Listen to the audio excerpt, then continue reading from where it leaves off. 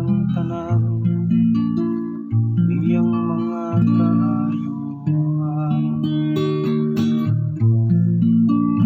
Ang Ginoo nagbutang sa iyang trono dito sa langit.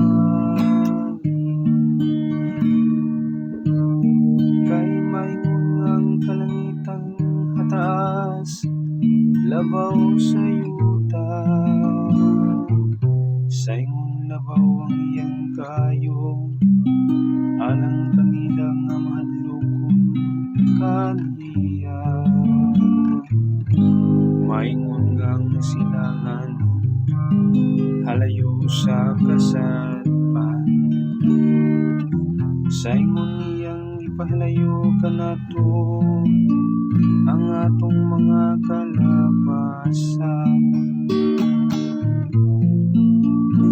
Ang Ginoo nagbutang sa iyang trono dito sa langit.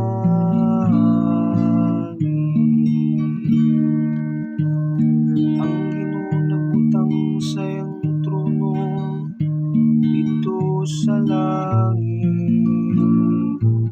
ug ang iyang harian nagahari diha sa tanan. Daghang Ginoo kamong tanan iyang mga anghel, kamong gamhanan diha sa puso nga nagtuman sa